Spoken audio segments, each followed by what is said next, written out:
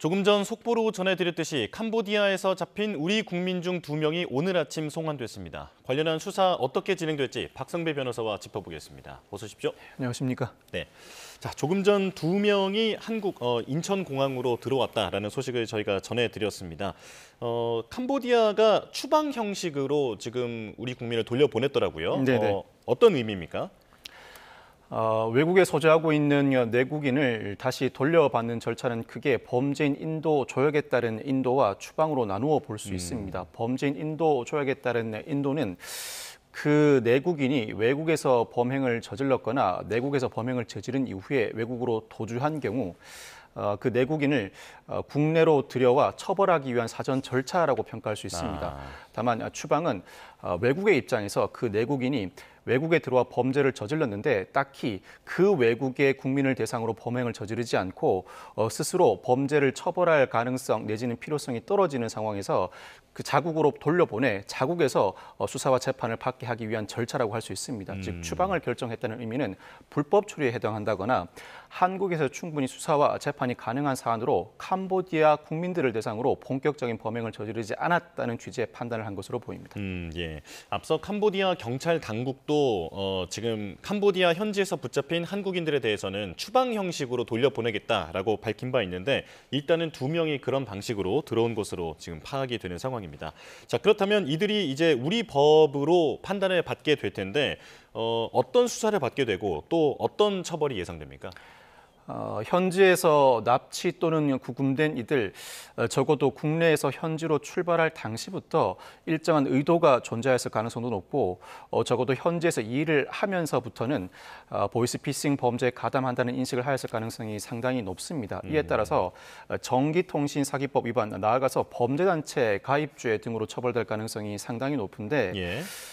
의도가 언제부터 존재하였는지도 주된 쟁점이 되겠습니다만 적어도 현지에서부터는 범행에 가담한다는 인지가 인정될 가능성이 상당히 높은 상황이라 유죄가 선고될 가능성이 높습니다.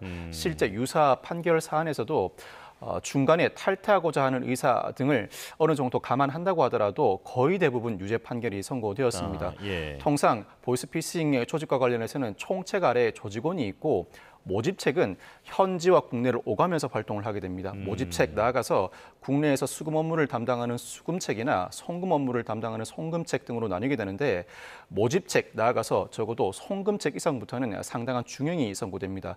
단순한 텔레마케팅 등 현지에서 단순 업무를 수행한 이들의 경우에는 징역 1년 6월 정도 선고가 예상되고 적어도 송금책 이상 나아가서 모집책 역할을 했다면 징역 3년 6월에서 4년 정도는 선고가 예상됩니다. 예. 그렇다면 앞서 이제 구속 기소가 된 이른바 마동석 팀이라고 하는 그 이제 구성원들에 대해서는 오늘 1심 선고가 내려지는데 말씀해 주신 그런 기준에서 처벌이 내려질까요? 그렇습니다.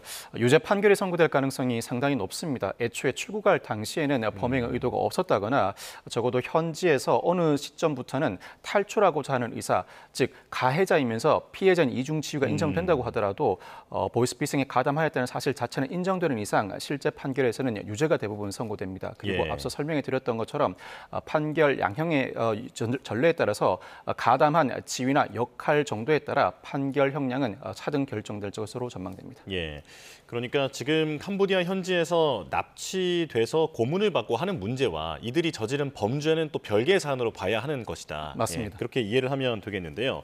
자, 우리 정부의 합동 대응팀이 캄보디아 내에서 최대 범죄 구역인 이른바 태자 단지라는 곳 내부를 둘러봤다라고 합니다. 자, 그런데 이제 범죄자들이 상당히 도주를 한 상태였다라고 하는데 수사에 난항이 좀 예상되지 않습니까? 정부 합동 대응팀은 이미 캄보디아 경찰과 군이 이 급습을 해 현장을 확보한 태자 단지 내부를 둘러보았습니다. 이 태자 단지는 한때 캄보디아 내부에서 최대의 범죄 단지였습니다. 앞서 7월부터 10월까지 캄보디아 당국이 대대적인 단속을 벌여왔는데 전국 각지에서 3,500명에 육박하는 인물들을 체포하기도 했습니다. 예. 그중 한 단지가 태자 단지인데 이 캄보디아 경찰과 군이 확보한 이 태자 단지를 정부 합동 대응팀이 둘러본 결과 이미 피의자들은 모두 도주한 상태였고 책상, 의자, 비닐을 안 뜯은 생수통 등만 남아 있었습니다. 생각보다 그 규모가 상당히 컸습니다. 물론 중국을 필두로 한 여러 범죄단체, 보이스피싱 범죄단체 조직의 그 장소를 현장 급습해보면 인력이 일을 할 만한 공간과 숙소가 완비되어 있는 경우가 상당히 많은데 예. 통상 공유 오피스나 호텔을 빌려서 현장으로 사용하는 경우가 많습니다. 그럼에도 불구하고 이 태자단지는 500명 규모의 대규모 식당도 존재하는 등 상상 이상의 대규모 단지라고 할 수 있습니다. 현장에서 피해자들은 모두 도주한 상태였는데 캄보디아 당국 설명에 따르면 첩보를 입수하고 급습했지만 이미 피해자들이 도주한 상황이었다. 일각에서는 경찰과의 커넥션도 의심이 제기되고 있는 상황입니다. 예, 저희가 지금 화면으로 보여드리고 있는 장면이 YTN 취재진이 직접 촬영을 한 모습인데요. 이제 한밤중인데도 지금 이른바 웬치라고 불리는 그 범죄 단지에서 차량들이 빠져나가기 위해서 북새통을 이루고 있는 그런 모습을 보여드리고 있습니다. 앞서 말씀해 주신 대로 어떤 경찰과의 커넥션이라든지 이런 수사 정보를 미리 알고 지금 도주하려는 게 아닌가 추정되는 그런 상황인데요. 이게 지금 경찰뿐만 아니라 캄보디아 내 권력 최고위층과도 연계가 되어 있다라는 그런 의혹도 나오고 있죠. 최고위층과의 연루 의혹도 강하게 제기되고 있습니다. 이에 따라서 이미 외국에서는 관련 인물들의 재산에 대한 제재 조치도 단행하고 있는 상황인데 경찰 나아가서 권력 최고위층과의 연루 의혹에도 불구하고 우리나라 입장에서는 이 문제를 직접적으로 문제 삼기는 상당히 어렵습니다. 이 사건 수사는 결국 캄보디아 경찰 등 수사 당국이 수행을 해야 할 문제인데 직접 수사를 진행할 권한이 우리나라 수사기관에는 존재하지 않습니다. 우리로서는 우리 국민들이 납치, 감금되는 등 피해 사례에 대한 수사를 촉구하고 우리나라 국민들이 보이스피싱 조직으로부터 연이어서 피해를 받고 있는 이상 관련 수사에 공조를 다하겠다는 협조 취지의 입장을 내비쳐야 할 수밖에 없는 상황입니다. 예. 일부 최고위층과의 커넥션 등 관련된 여러 의혹이 제기되고 있는 상황입니다만 이와 관련된 문제 제기는 일부 할 수 있을지언정 수사권은 주권과 관련된 문제이므로 최대한 절제된 상황에서 우리 국민 보호에 만전을 기하는 방식을 채택해야 합니다. 예. 그렇다면 현실적으로는 그 현지 경찰 당국과 우리 경찰이 코리안 데스크 설치를 합의를 해서 그 부분으로 이제 공조 수사를 하는 방안이 거론이 되는데 변호사님 말씀 들어보면 이것도 한계가 좀 분명하겠군요. 한계가 있습니다. 그렇지만 코리안 데스크를 설치한다는 것 자체도 어느 정도 의미는 있습니다.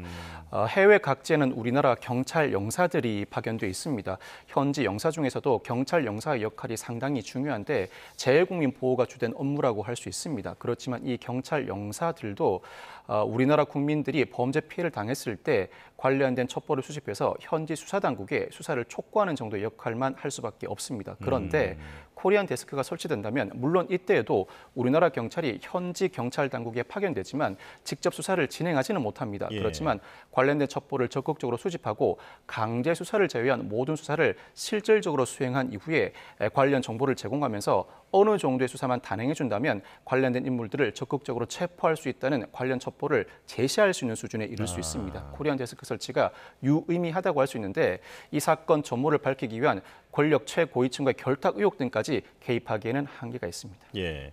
자, 그런데 이런 가운데에서도 캄보디아로 떠나려는 그런 청년들이 인천공항에서 속속 보이고 있다라고 하는데 지금 경찰이 전진 배치되어 있지 않습니까? 예, 그래서 출국하려고 하는 30대 남성의 출국을 제지하기도 했는데 지금 경찰의 전진 배치 그리고 이런 선제적 출국 제지 이런 조치는 어떻게 평가하십니까? 이틀 전부터 경찰관들이 캄보디아행 탑승구에 배치돼서 실제 출국을 시도하는 인물들 중 의심스러운 인물들에게 관련된 사실관계를 묻고 출국을 제지하고 있습니다.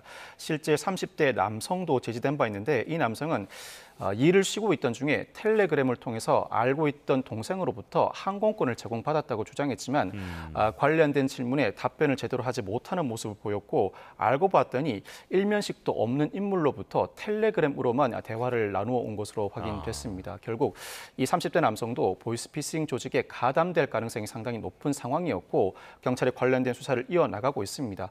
물론 모든 국민에게는 거주 이전의 자유가 있고 해외 출국의 자유가 충분히 보장됩니다. 그렇지만 범죄 혐의가 의심되는 상황, 즉 캄보디아로 출국하는 과정에서 일면식도 없는 인물들과 텔레그램으로 대화를 주고받고 무엇보다 항공권, 숙박을 무료로 제공한다. 보이스피싱 조직이 조직원을 포섭하는 과정에서 사용하는 전형적인 수법이라고 할 수 있습니다. 예. 이와 같은 수법을 사전에 인지하고 차단하는 경우에는 관련된 수사로 이어질 수 있는 만큼 이와 같은 조치는 일반 국민들의 거주 이전의 자유를 제한한다는 차원을 넘어서서 수사의 단서를 포착하는 의미가 있다고 할 수 있습니다. 예. 자, 텔레그램 언급을 해주셨는데 지금 이런 그 사람들을 꿰어내는 그런 이제 수단으로 쓰이고 있는 게 텔레그램 아닙니까? 근데 여기에 보면 지나가는 태풍일 뿐이니까 우리는 어디 가지 않는다. 예, 다시 들어와도 된다. 정상 영업 중이다. 이런 식으로 계속해서 꿰어내고 있더라고요. 안 잡힌다라는 그런 자신감이 있는 걸까요? 워낙 오래전부터 대포 통장 모집책이 이 조직원들을 포섭하는 온라인 시도가 활발하게 이루어져 왔습니다. 현재 우리나라에서 이 문제가 큰 사회적 문제로 불거지고 있고 경찰도 집중 단속을 단행하자 일부 위축되는 모습도 보이고 있습니다만 여전히 그 기세가 꺾이지 않은 상황입니다. 대포 통장 모집책을 장집이라고 하는데 당사자, 즉 장이 해외 출국하겠다고 고집하면 경찰이 막을 근거가 없고 지나가는 태풍에 불과할 뿐이라면서 비웃는 모습도 보이고 있습니다. 예. 그렇지만 이는 오산이라고 할 수 있습니다. 현재 이와 같은 유형의 범죄가 속출하고 있고 실제로 전형적인 수법, 예를 들어서 항공권과 숙박을 무료로 제공하고 고수익 알바를 미끼로 해외에서 단순 업무만 수행하면 된다는 취지의 아르바이트 공고는 사실상 보이스피싱 조직책 모집 공고라고 할 수 있습니다. 충분히 수사 단서로 기능하고 관련된 대화 내역 등을 분석해보면 보이스피싱 가담 의심이 상당히 짙게 제기되는 이상 이는 수사로 이어질 수 있는 사안이지 지나가는 태풍이라고 치부하기는 어렵습니다. 예. 그런데 그 텔레그램 방에서 주장하는 것처럼 계속 간다고 하면 못 막는다라고 얘기를 하고 있지 않습니까? 지금 변호사님이 말씀해 주신 그런 내용들을 피해서 이것저것 논리를 들어서 반드시 캄보디아에 가겠다라고 주장한다면 그것도 막을 수 있습니까? 이때는 수사와 행정 처분을 병행해야 합니다. 즉 경찰은 수사 경찰이기도 하고 행정 경찰이기도 합니다. 예. 행정 경찰로서는 국민의 안전을 보호하고 범죄 예방을 해야 할 임무를 맡게 됩니다. 이에 따라서 의심스러운 정황이 있을 때는 일반적인 행동 자유권 수준을 넘어서서 어떠한 일로 캄보디아로 출국하는지 묻고 답을 듣는 불신 검문을 충분히 시행할 수 있습니다. 그 과정에서 범죄의 단서가 포착된다면 적어도 텔레그램 등을 이용해서 보이스피싱 조직원을 포섭하는 정황이 포착된다면 이에 따라서는 신속하게 수사로 전환할 여지가 충분히 열려 있습니다. 예. 이와 같은 일련의 조치, 행정경찰 작용과 사법경찰 작용을 동시에 병행한다면 이와 같이 굳이 나가겠다고 하는 사람을 막지 못한다는 논리는 쉽게 허물어질 수 있습니다. 아, 그렇군요. 자, 그런데 서울 도심에서도 이런 캄보디아 범죄 조직의 배후로 지목된 이른바 프린스 그룹 이곳에 사무실이 좀 발견이 됐다라고 하는 내용이 있던데요. 자세히 좀 설명해 주실까요? 프린스 그룹이 이미 캄보디아 범죄의 배후로 지목된 상황입니다. 미국과 영국은 이 프린스 그룹의 자국 자금을 이미 동결 조치해둔 상황입니다. 그런데 이 프린스 그룹이 그 계열사로서 프린스 그룹 리얼 이스테이트 그룹을 두고 있는데 이 리얼 이스테이트 그룹이 서울 도심에서도 사무실을 운영하는 정황이 포착되었습니다. 실질적으로 운영을 해왔는지는 사실 불분명한데 전화 연결도 불구하고 공유 오피스로 확인된 상황입니다. 아, 예. 실제 근무하는 인원이 있는지 여부도 불분명하지만 일부 5월과 8월에 행사를 진행한 정황도 포착돼 있는 상황입니다. 그렇다면 오히려 더 의심스러운 정황입니다. 실제로 관련된 업무는 활발하게 수행하지 않으면서 지점을 두고 있다. 관련된 행사로 나름대로 온전한 조직인 것처럼 가장하는 모습을 보인다면 실제로는 보이스피싱 조직을 알선하기 위한 전초기지 내지는 보이스피싱 조직원을 모집하는 알선 기지로서 역할을 한다고 볼 가능성도 배제하지 못합니다. 관련된 자금이 국내 유입될 가능성도 배제하지 못하는데 계열사가 국내에 소재한다면 본점은 이 계열사에 관련 자금을 유입하였을 가능성을 배제하지 못하는 것입니다. 이에 따른다면 관련된 수사에 따라서 우리나라도 미국, 영국처럼 관련 자금을 동결할 필요성도 제기됩니다. 네, 알겠습니다. 자, 캄보디아 얘기 이어가겠습니다. 지금 우리 국민들에게 정말 끔찍한 충격을 준 대학생 박모 씨, 지금 이 사람에 대한 수사는 어떻게 진행되고 있습니까? 이미 이 사건은 해외 범죄 조직과 연계된 국내 범죄 조직, 구체적으로는 대포 통장 모집책이 박모 씨와 연계된 정황은 이미 확인된 상황입니다. 예. 이 박모 씨의 통장에서 수천만 원이 인출된 정황을 파악하고 자금 흐름과 통신 기록을 통해서 추가 연루자들을 확인하고 있는 상황입니다. 이미 박모 씨의 대학 선배인 홍 씨는 구속 기소된 상황으로 이 홍 씨의 소개를 받고 박모 씨가 캄보디아로 출국한 상황입니다. 그렇다면 홍 씨가 모집책으로 볼 여지가 있는데 통상 보이스피싱 범죄의 경우에는 모집책을 통해서 그 실체가 밝혀지는 경우가 상당히 많습니다. 예. 모집책은 국내와 현지를 오고 가면서 활동하는 활동 반경을 가지고 있는 경우가 많기 때문입니다.